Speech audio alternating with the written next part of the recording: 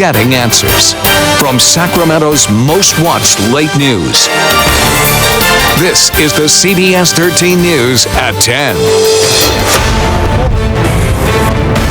Fires and fireworks on this 4th of July. Huge flames across our region, engulfing homes, ruining lives. He's down there watching his house burn down, watching his whole livelihood go to hell. The holiday spirit dampened by all the destruction. As I walked around back, I seen it blazing, and I hollered, "Water! I need water!" Fast-moving flames in Solano County destroyed half a small town. 8 homes gone, along with everything inside. We lost our driver's license. We lost our money. We don't even have our glasses now. Tonight, we have live team coverage of this holiday disaster. Good evening. I'm Shannon Brinius. I'm Sam Shane. What a day it has been. It has been a full one, and we have crews covering fires in Sacramento County to Solano County and on into Placer County. Now, we start with a huge fire at Cal Expo today. It started on a bike trail near the American River, and it quickly got out of hand. It forced the Sacramento Republic soccer match to be canceled tonight, but the fireworks show went on as scheduled. CBS 13's Rob McAllister is live at Cal Expo with the July 4th festivities that went off, but not without a hitch. Yeah, many of them now leaving here, but thousands of people showing up here today and on their way here to Cal Expo. They didn't even know if there was going to be a fireworks show at all. They were excited about one thing. Fireworks! Even with the smoke settling around Cal Expo from the afternoon fire, families we spoke to say they didn't want to miss the show. You can't stop this. This is tradition, man. We were just waiting around hoping that it was going to still go on because I didn't want to drive all the way to Stockton. The fireworks extravaganza was in jeopardy of not going on for the 15th straight year, but Cal Expo and fire officials say the air quality improved enough to go forward. We were mostly concerned just about the smoke, and as the smoke dissipates, we felt that it was definitely safe for people to come. Safety was a concern earlier in the afternoon as the smoke was still too heavy and meant the Republic soccer match would be canceled at Bonnie Field. Tonight's match, we just decided due to the air quality with an outdoor venue and dealing with athletes, it was best to cancel for this evening. Each car that drove up, a Republic employee was there to tell fans they'd have to come back another day. We had everybody. We were looking forward to the fireworks too. Fans upset, but they knew there wasn't any other option. It's my first soccer match. Yeah, so we were really looking forward to it. But we understand. And so the Republic say they will try to get that game back on the books. They'll announce it to everyone when they can reschedule that. As far as a fireworks show, well, I think that went off pretty well and without a hitch. All right, Rob, thanks very much. We continue our coverage right now with Mojgan Shurkat. She is live at Cal Expo with that massive firefight today. Mojgan fire crews called this a wildland fire in an urban area, and it truly was. Yeah, Sam, Shannon, fire crews tell me that this fire had the potential to do a lot more damage than it did. The windy, dry conditions really allowed this fire to just take off. This was extreme fire behavior. You do not see this kind of behavior. It's the beginning of July. The raging flames couldn't be contained for hours. High winds and dry conditions allowed the fire to inch closer and closer to Cal Expo, forcing evacuations. In which at one point it wasn't even really about extinguishing the fire, it was about getting people out of the way. 40 acres burned, nearly 200 firefighters and 40 units were on scene, trying to put out hot spots and contain the blaze. You're going to have some tall, dry, light, flashy fuel, heavy brush areas that will remain fire threats throughout the fire season. Firefighters say the fire started along the American River Parkway bike path on the south side of the levee near Bushy Lake. Now around 6:30 this evening, the fire was 100% contained. Fire crews tell me that they will continue to stay out here into tomorrow morning to mop up the mess left behind. All right, Mojgan, thank you so much. We understand that the fire crews really went above and beyond today. We want to go now to Solano County, where a wind whip fire destroyed 8 homes in the small town of Collinsville.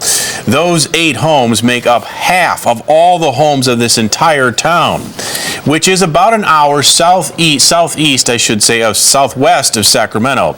And that's where we find Ian Schwartz. He's been on the scene all day. He has more on some heart-wrenching stories of families who have lost just about everything they own. Ian? Sam, a very sad story. Most of this town is gone, burned to the ground. Behind me, PG&E, they're trying to restore power. They cut the lines because power lines fell down and that was a hazard. Still, we have crews trying to put out hot spots, but I'll tell you, on this street, there really isn't much left to burn. By the time fire crews arrived, it was already too late for a lot of these homes. Right on the back porch is spraying. I mean, I seen it under my porch, and I'm sitting right down and spraying to get it out. That's when the Tackett family ran. There wasn't time to grab anything. The fire chasing them from their home, burning parts of their clothes as they fled. And my cash sitting in there. And we was going to go pay some bills. And now I can't because it's gone. 8 homes are gone. Half of the town burning down in less than an hour, fueled by dry brush and pushed by strong winds. Fire crews tried to wet what homes were left standing. They were worried embers would torch the rest. There was so much smoke you couldn't see what was burning, what wasn't. But when that smoke cleared, Gary Duello saw his home wasn't there. It didn't take long with the wind blowing. It just was like a blowtorch. Gary called his son, who also lives at the home that's now soot, rock, and mangled metal. I thought I wanted to see it till I got here. It's not just the home and cars. The blaze also burned part of his construction business. There was a 60-foot trailer full of tools and materials back there, and my brand new boat. Everything's gone. Everything. The Red Cross is here finding a place for these people to sleep, but even with half of Collinsville gone, Gary says he has no plans to leave. You just have to start building back again.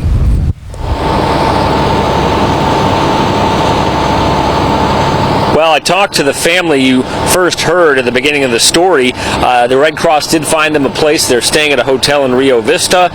The next step for them, well, they really don't know. They're trying to talk to family members. They have their animals. They don't have any clothing. They're trying to pick up the pieces. A lot of people, tomorrow is going to be a new day, and not just another day, but a new day. Where do you go from here?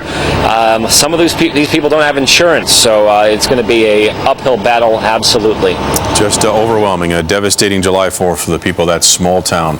Ian, thank you very much for the live report tonight. And part of another community also burned to the ground as one man was forced to save his neighbor from fast-moving flames. This one was in a rural Roseville community near the intersection of Walerga and PFE roads. CBS 13's Ron Jones is in Roseville, and he spoke with a man who may have saved his elderly friend's life. Now he's down there watching his house burn down.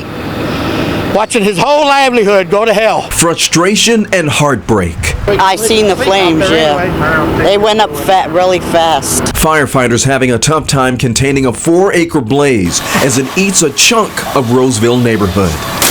Some homes are a total loss. Well, fire officials tell CBS 13 this was a fast-moving blaze, 4.5 homes destroyed within minutes. There's plenty of tall, dry fuel here. It's very dry, particularly this time of year with the drought conditions that we've had. No word on how it started. Horrible. And the animals. Some people lost even pets or can't find them, but fortunately, some were saved. Yeah, we went back onto the side of the house and found this guy pinned up. I have a 71-year-old man that was in that house. I got him out. Some neighbors were rescued too. Floyd was having a difficult time getting out of his burning home until Bill ran in and found him. So I was inside the building because I can't get around too well. I have Parkinson's. Many people in this community have little income. These poor guys are, that's what I told him. They have nowhere to go, no medication, everything they owned was in that place. There is no word on what caused that blaze. Firefighters also busy fighting several other fires, including this one in Natomas, which we caught on one of our tower cameras earlier.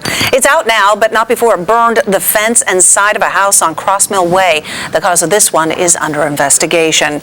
And a fire responsible for charring several acres near Vacaville is completely out tonight. Plumes of smoke from the fire near Highway 113 and Hay Road could be seen from miles away. One firefighter was treated for a minor burn injury to his foot. Okay, so you're at home right now saying, I can't keep up. I can't keep track of all of these fires, and nobody blames you, and it's clear that weather played a big role in fueling all of them. So let's go over to Dave Bender, who's in the Weather Center, who can look at what it was like on the fire lines today. Yeah, I'm going to pick out the two biggest fires, the ones we kind of led this newscast with, and just tell you, it really was temperature and a combination of winds. Now, this is the Cal Expo fire. On the fire line, temperatures were between about 95 and 100 degrees, although last year at this time, we were like at 110. So at least we did not have the record temperatures that we had last year. But look at the winds gusting to 20 out of the southwest. And that's why the smoke plume and everything was pushed right over the top of Cal Expo. And that caused all the issues out there. Now down in the Delta, temperatures were a little cooler, and you'd expect that in the Delta. But you have to remember, down near Collinsville, just off to the north of Collinsville, is a giant wind farm. That's why they have it down there, because it's so windy. They had gusts to nearly 30 miles per hour, turning that literally into a blowtorch of a situation. Tomorrow, it looks like the futurecast showing decent winds in the Delta, but not as strong here in the valley, so that's some good news. And this is good news. Right now, the fire conditions go down, but the bad news is, you know it, with the temperatures going up, we're going to see elevated fire danger again for the Saturday portion of the weekend, so be extra careful. Shannon? All right, Dave. The Butts Fire burning in Napa County is 65% contained tonight. That's encouraging. CAL FIRE reporting that the flames burned 4,300 acres since it broke out Tuesday in Pope Valley. All roads are now open, and the evacuations have been canceled. 2 homes and 7 outbuildings burned. We turn to some other news tonight. There is a chicken recall on this 4th of July. We call in Curtis Ming with the concern regarding 1 million pounds of chicken processed in the Central Valley. Well, guys, you may remember we first started hearing concerns about salmonella at Foster Farms 16 months ago, but the company never recalled its chicken.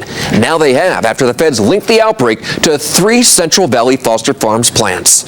Just in time for the 4th of July, Foster Farms, which spent months denying its chicken made people sick, is now recalling 1 million pounds of it. There's a lot in my family, so we keep a lot in the freezer and, take out what we need when we need it. During a 16-month-long investigation, Foster Farms refused to recall, but now the USDA has found a clear and definitive connection between a Foster Farms chicken processed in the Central Valley and somebody who became sick. The recall affects fresh chicken with use or freeze-by dates of March 21st through March 29th. Look for these establishment numbers: P6137, P6137A, or P7632. Despite the recall, these families' opinions of Foster Farms have not changed. I would take the risk. I mean, it happens all the time. I'm looking for the deals, and Foster Farms is a good brand, so I feel safe that they can fix this.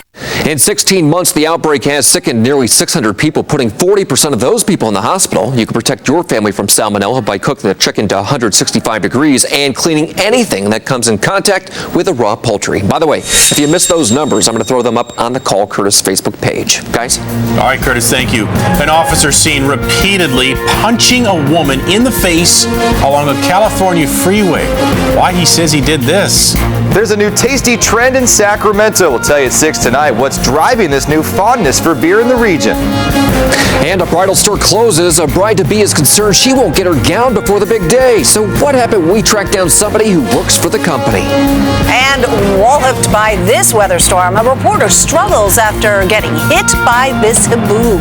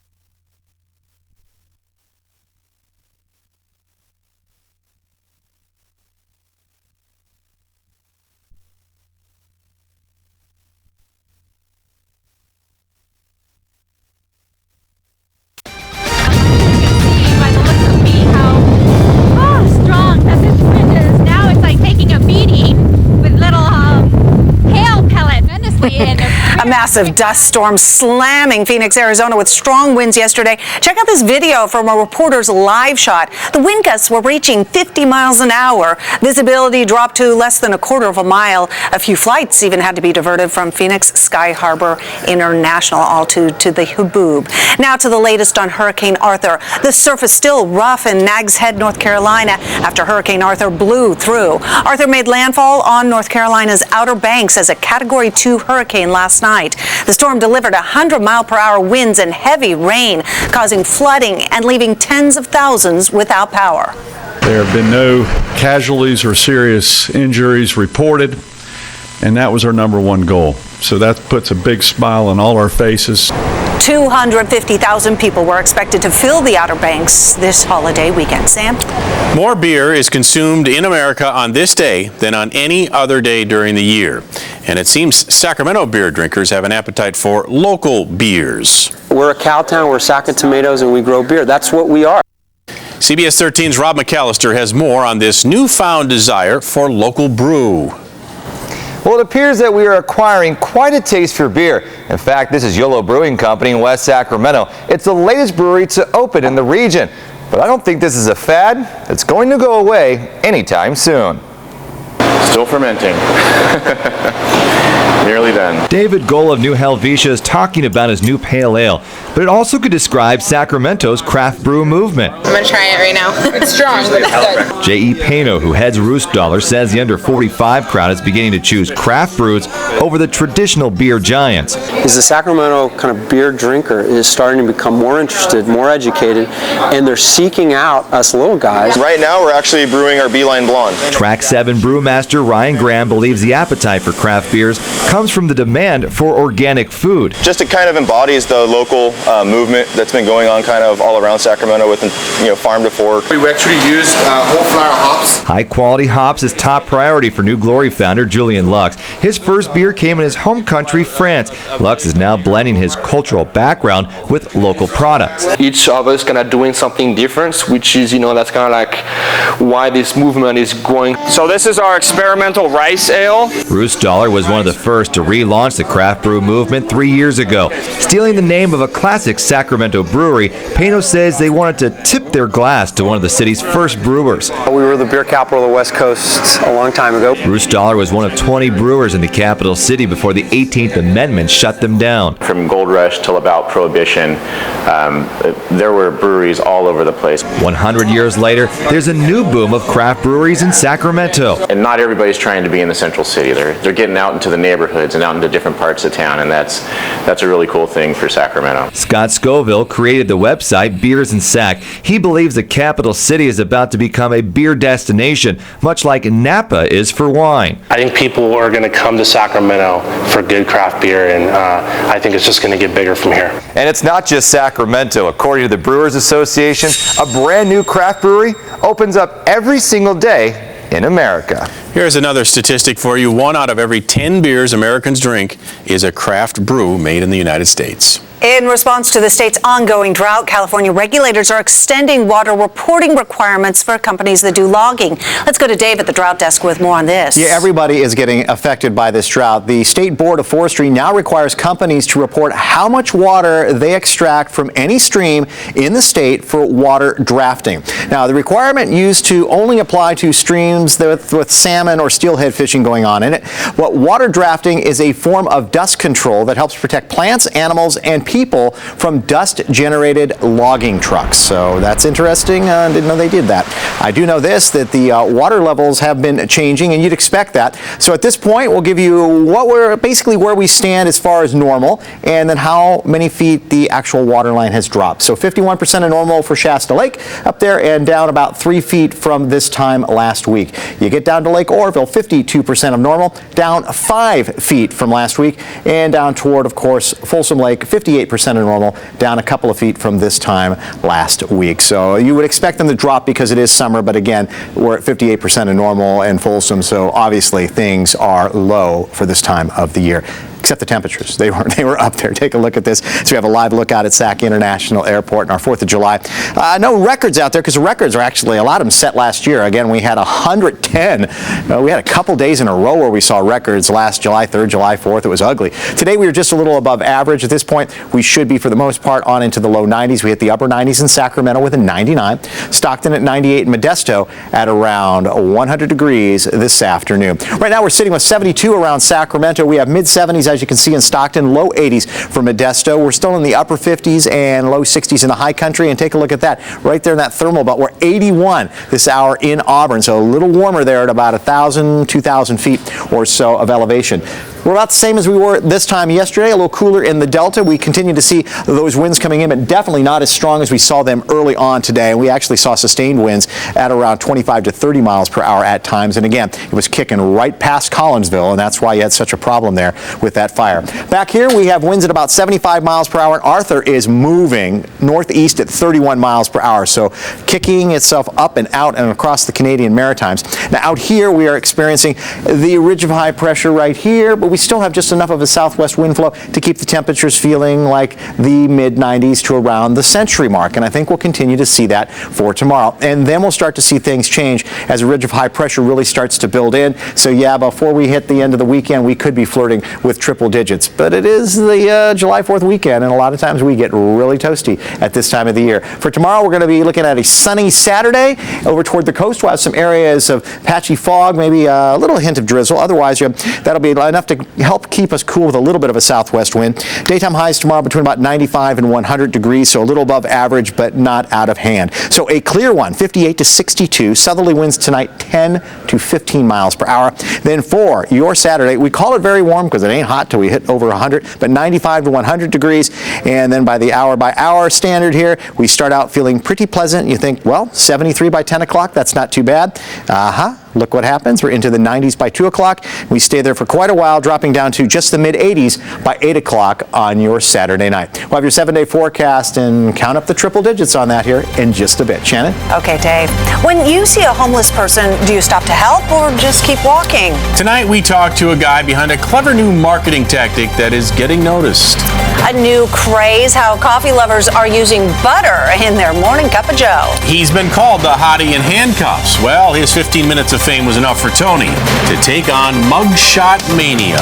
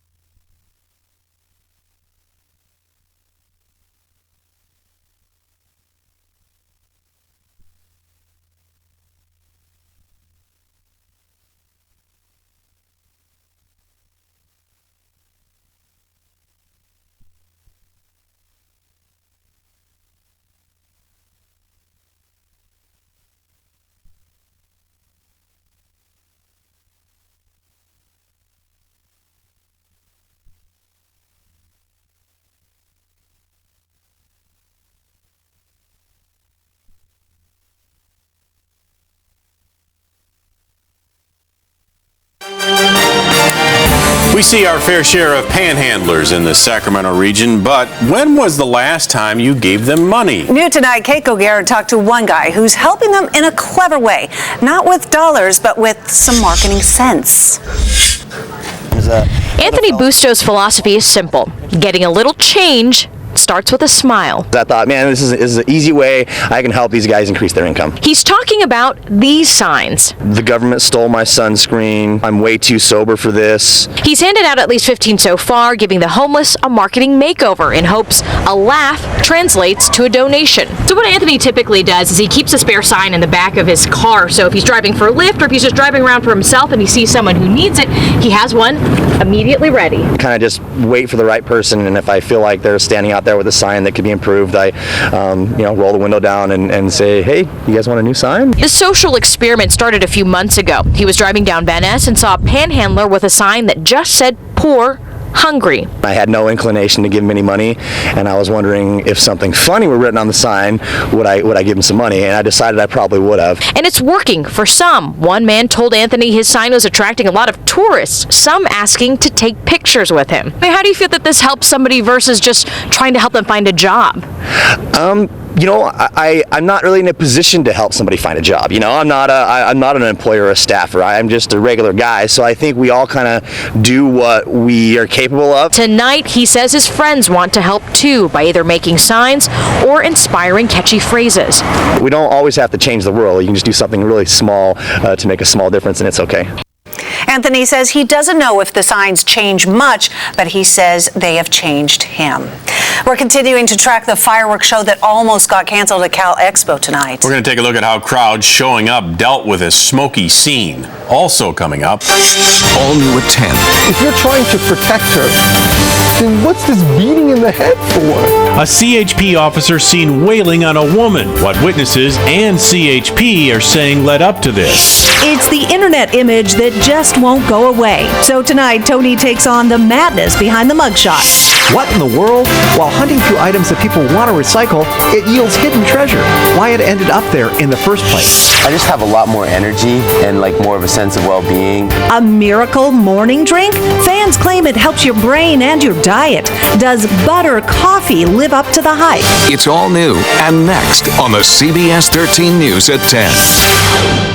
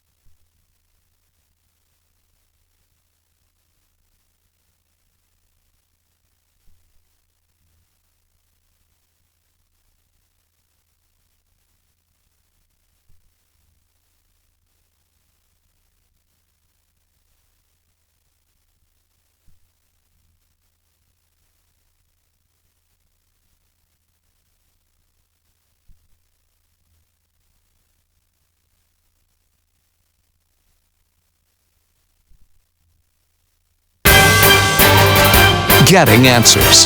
from Sacramento's most watched late news. This is the CBS 13 News at 10.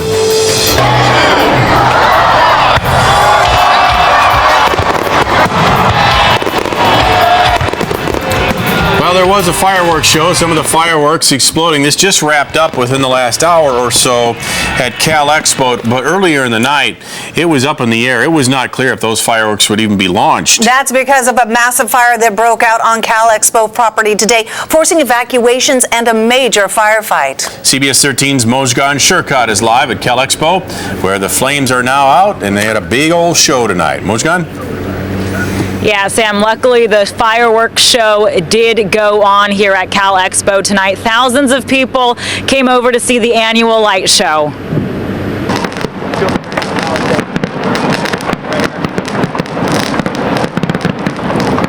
And it really was just a beautiful sight, and really what a great way to end the night after a chaotic day for Cal Expo. A 40-acre fire threatened the show. Fire crews responded to a blaze around 1:30 near the American River Parkway bike path. Because of the windy and dry conditions, the fire quickly spread, and small grass fires broke out around the south end of Cal Expo. More than 200 firefighters and 40 units responded to the scene, and within hours, crews had a containment line and worked hard at putting out hot spots. Now, the fire did cause evacuations for Cal Expo. The Sac Republic game was canceled. However, after an evaluation of the air quality, they decided the fireworks show could go on. Tell me what you thought about the fireworks. It was beautiful. Oh my gosh, it was really amazing. Were you concerned at all that because of the fire you wouldn't be able to make it out here today? Yeah, we were worried for a while, but like it all worked out, so that was nice. Now, fire crews say the fire could have caused a lot more damage than it did. Again, that has to do with the windy, dry conditions. They say these are the type of conditions they don't expect until September, but we're experiencing them now in July. Now, firefighters will continue to stay out here into tomorrow morning as they continue to clean up the mess. Well, indeed, they acted quickly to make sure that thing did not spread to Cal Expo. Mojgan, thanks very much. Shannon? Sam, now to that fire in Solano County that destroyed half a town. CBS 13's Ian Schwartz is in Collinsville, where residents are trying to figure out what's next.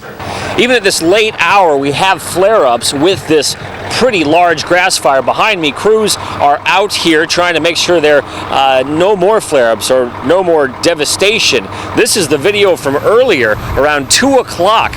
A grass fire pushed by winds and fueled by dry brush spread to homes. 8 of them burned to the ground. This is a town of only 16 homes. A lot of people are without a home. Even some animals died in this. Luckily, nobody was hurt. Fire crews are investigating the cause still. I talked to one woman that said the fire moved so quickly she didn't even have time to grab a newly cashed check. And another man who says he lost just about everything. And my cash sitting in there, and we was gonna go pay some bills, and now I can't because it's gone. There was a 60-foot trailer full of tools and materials back there, and my brand new boat. Everything's gone.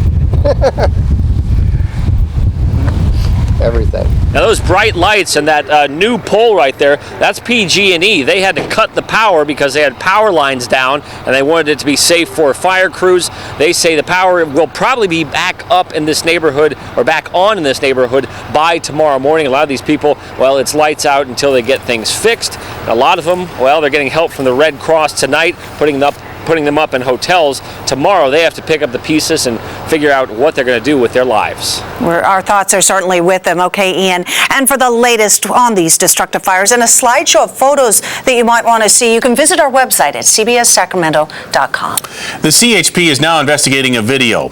It shows an officer repeatedly punching a woman along one of the busiest freeways in Los Angeles. As Terry Okita explains, he's now accused of using excessive force. It happened during Tuesday evening's rush hour. Drivers traveling along one of LA's busiest freeways could see the highway patrol officer follow an unidentified woman across the on-ramp. He then threw her to the ground and repeatedly punched her as she tried to block his blows.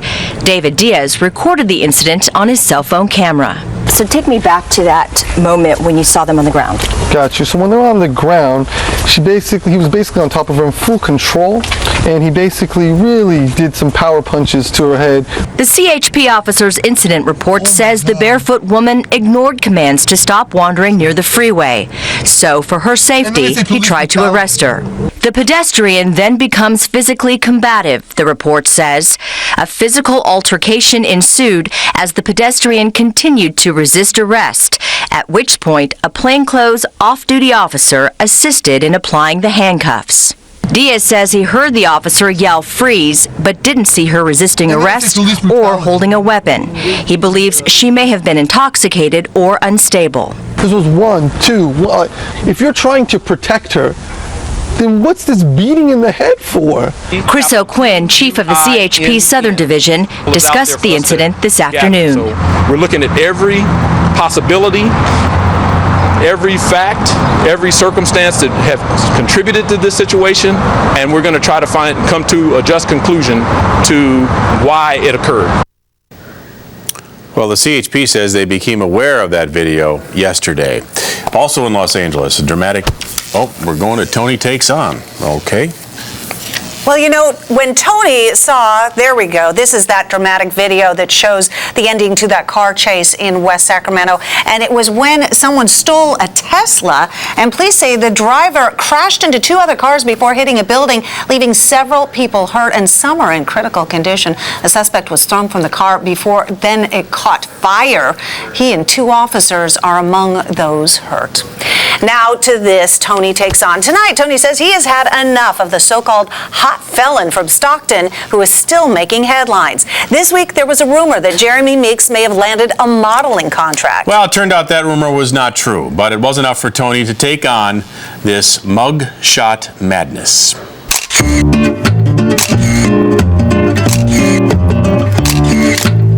Now these are mug shots. Interesting. Unique. Less than appealing. I can deal with that. Suspected criminals are not supposed to be applauded for looking pretty.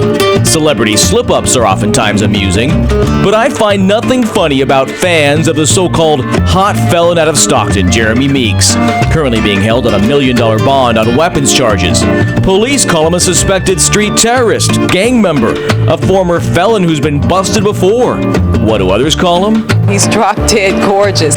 Meeks' mug sparked a social media firestorm that's still smoldering, with Facebook posts like, "It's a crime to look so good," or "I'd rehabilitate him."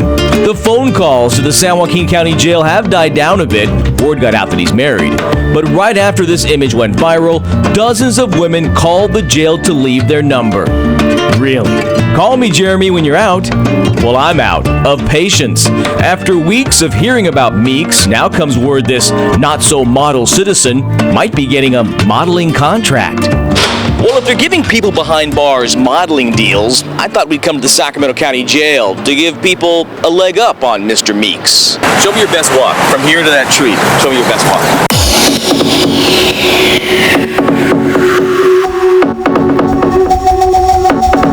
You don't want to play along, give me your best model look right now in case someone's watching? Well, I'm serious when I say the hype around this so-called hottie is just sad. And now comes word Meeks' lawyers want a judge to let him wear custom-fitted clothes for court appearances instead of that jail jumpsuit. Not an uncommon request, but his attorneys, according to documents obtained by TMZ, say Meeks' mug has been seen by millions and has, quote, become woven in the fabric of pop culture. And if he shows up to court in jail attire, well, they're afraid it'll make him look guilty and hurt his chances of getting an unbiased jury. Well, my verdict is in. We might be doomed. We live in a society where looks mean more than actions. Anyone else agree with that? Absolutely, yeah. You know, so you know, you do crime and you get embraced for it. You know what I mean? Like, It's not the way it should go. I don't care how pretty you are. If you did wrong and they coming to get you and you know it, that's what it is. It's a mugshot. You know, I mean, I don't want no fame from me being in trouble. But fame might be headed this guy's way, and for what? While Meeks hasn't been convicted on this latest charge, I do find those who glorified him guilty of gushing over a mugshot. And there's nothing pretty about that. Well, Meeks was formally indicted yesterday. His next court appearance is set for next week. Time for tonight's sports report, and we begin with the Giants. Without all those errors by Conrad. High and deep to right. Is it deep enough? Pence back. It's starting to carry, and it is gone. Giants have been struggling, and they continued to struggle in San Diego against the Padres. Bottom of the third, Padres are the homer. They get on the board first, and a single brings in another Padres run. Giants offense produces nothing, nada. Padres win 2-0. Punto slaps one down the left field line, and that is a fair ball. And that's going to be your winner. A's and Toronto Blue Jays scoreless in the 12th. Nick Punto doubled. It brought in Derek Norris all the way around from first. A's win this game 1-0. And now to World Cup. Brazil's fans are all pumped up tonight. The team's fans flooded the streets in Brazil after their World Cup win today. They're heading to the semifinals and beat out Colombia. Brazil is scheduled to play against powerhouse Germany, but possibly without a star player, Neymar, who went down and was taken out for the remainder of today's match. A turtle knew which team would win between Colombia and Brazil. The turtle, dubbed Big Head, made a prediction before the game ever started. It initially passed under 2 flags, but then turned around and ate the food on the side with the Brazilian flag to signal Brazil was the country to win. A family's treasure nearly sent to the shredder. One family almost recycled their life savings away. A new way to start the day, the new diet trend that is adding a little butter to your morning cup of joe. And a bridal store closes. A bride-to-be is concerned she will not get her gown before the big day. So what happened when we tracked down somebody who works for the company? We have a very warm weekend ahead, so does this mean we are looking at some 100s? We'll show you coming up. Now a look at the high temperatures from your warm 4th of July.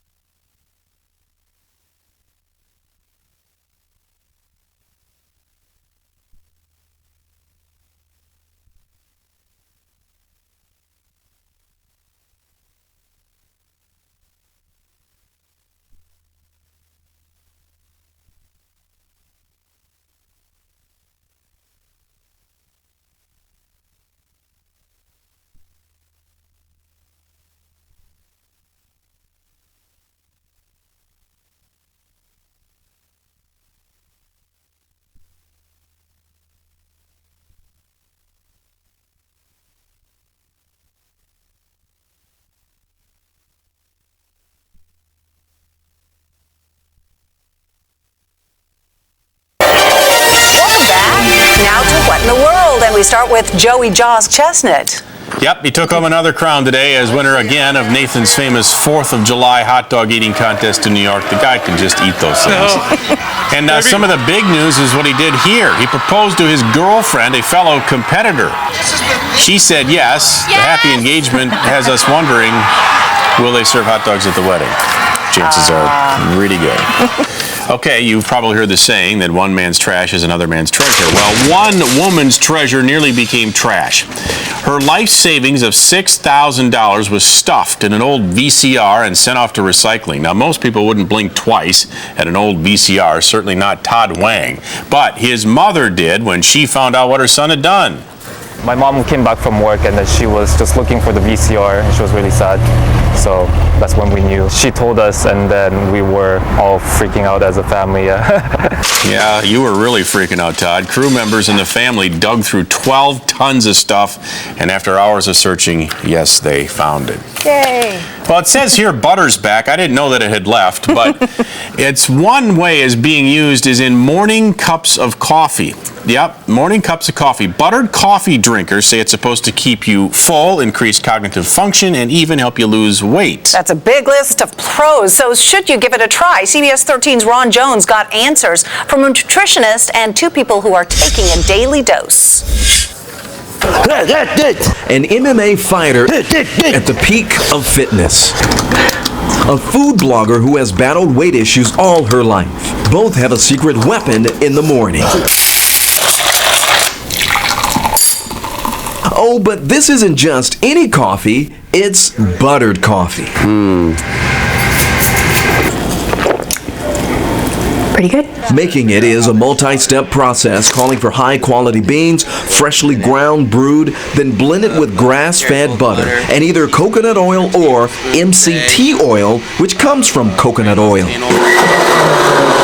We're off to the races. The result is a creamy, frothy, hot drink supporters like David Mitchell and Lori Newland believe comes with a slew of benefits. I just have a lot more energy and like more of a sense of well-being, and I have more of a cognitive function, like I can just get more done in a day. You're supposed to get a suppressed appetite, increased in energy. On her blog, Healthy Wholesome Me, Newland writes about her ups and downs with food following gastric bypass surgery 9 years ago. Being obese all my life and close to 300 pounds, I have tried every diet, every fad. But Newland and Mitchell say buttered coffee is not a fad. It's nothing new. It's almost more like a rediscovery of a very old knowledge. People in Tibet have been adding butter to their tea for centuries. A Silicon Valley entrepreneur brought the practice to America's coffee culture and came up with a brand of products centered around buttered coffee called Bulletproof. Mitchell is such a fan, he's now sponsored by Bulletproof. What worries me about a fad is that how quickly on fire it can get on the internet with no science to substantiate these claims. UC Davis Director of Sports Nutrition, Dr. Liz Applegate says buttered coffee is concerning, considering adding butter and oil to a cup of coffee will easily cost you 220 calories, including 20 grams of saturated fat, which is the daily recommended limit. If you're burning a lot of calories, you know, you can withstand the couple hundred that are in the cup of coffee. For most of us desk jockeys that are not out working out, it's really not something we can afford to do. She says people who are set on trying buttered coffee would have to cut something out of their diet, but make sure to still get their nutrients. I would like to see people spend 200 calories plus in the morning time on a piece of fruit, maybe some steel-cut oatmeal. I would have to say that I agree with her to a point. Newland, also a registered nurse, makes sure the rest of her diet is composed of nutrient-dense foods. She says you never know if it will help you unless you try it. It's kind of remarkable that I have noticed a little bit of leaning out, and I don't battle my weight like I used to. Mitchell says he's not giving up on his Bulletproof coffee either. It feels good to me. My performance is definitely enhanced. So what does it taste like? I'm told we could ask Homer Simpson. I guess he does. We have a producer and photographer who did it, and they said it tastes like good, creamy coffee. That's what you might expect. There are variations. You can add milk, cinnamon, or even mocha if you want to try a different flavor for it. A Shingle Springs mom says the bridal store where she ordered her daughter's wedding dress has been cleared out. The phone number disconnected. It was time to call Curtis. Well, guys, the wedding is in October. She already paid for the dress, but is afraid she will not get it. Tracy Fallgaus ordered the dress and veil from Haven Bridal Mart in Folsom. But look what we saw when we dropped by the store. It is empty. The BBB's Gary Allman says it's why it is so important to pay with a credit card. If it's been within the last 60 days and you used your credit card, you may be able to approach your credit card company and challenge the charge with them, but too much time has passed here for her to do that. We tracked down somebody who works for Haven Bridal. He told us all brides should have received notifications about their orders, and after we got involved, Tracy was told she would have her dress delivered at some point this month. And if you have a consumer problem you can't resolve, maybe we can. You call our hotline Monday through Friday at 916-374-1343, or better yet, head to our website and fill out our form. Okay, 100s are headed our way, so how fast will things really heat up, and for how long? We'll tell you next.